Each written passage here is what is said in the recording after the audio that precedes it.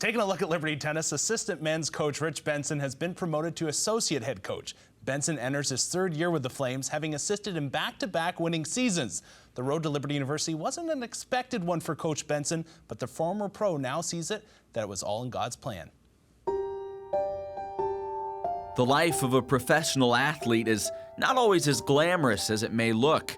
This certainly holds true in the world of professional tennis, and it didn't take long for Rich Benson to discover this. It's very lonely out on the pro tour. It's not real glamorous. I never made any money at it. I just had a dream. The first 2 years I tried to make it, and you're trying to make it in singles as well as doubles. But after a couple years of doing that and realizing how tough it was, yeah, that's where I thought about it, and kind of my last 2 years was just focused on still playing singles, but kind of focused more on the doubles aspect. At that point, I'd improved my ranking to where I could get into challenger events and doubles every week, and was looking forward to playing the majors, US Open and Wimbledon that year before I quit. I played 32 tournaments, and about 25 or 6 of them were out of the country. So those are week-long tournaments, so I'm spending 25, 26 weeks out of the United States.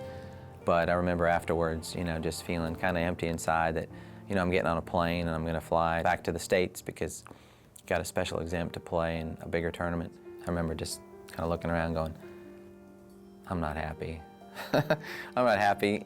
So I was kind of looking at some other things to fill that happiness rather than relying on God. Is my life going to be about just wins and making me look good or making me famous? Or does God have another plan for my life? After leaving life on the tour, Rich finally settled down. However, God still had a unique plan for him in a place he never would have expected. Coach Marin said, well, I know Chris Johnson at Liberty is looking for an assistant coach, and you might want to talk to him. A couple of days later, we were in the car. My wife and I were in the car, and we came up and had some conversations with Coach Johnson, and just after being here, I remember, it was one of those kind of hard things, but realizing that this is where God was bringing us. God's planned cool stuff for you to do, but He doesn't tell you where you're going to go. He just says, trust me. I just told my wife, I said, if I'm going to coach, I don't know why I'd want to coach anywhere else. And this seems to be where God's leading us. In the end, Rich would find his place at Liberty, thus fulfilling the desire to mentor tennis's next generation.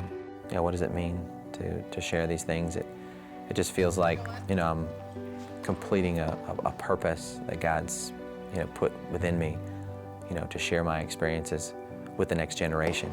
And I love coaching, and I love working with the guys and helping them be better at their tennis, but incorporating the faith aspect and take a line from the Chariots of Fire. I believe God made me for a purpose, but He also made me fast. And when I run, I feel His pleasure. It's a lot of fun and a lot of motivating, to feel like you can honor God through your sport.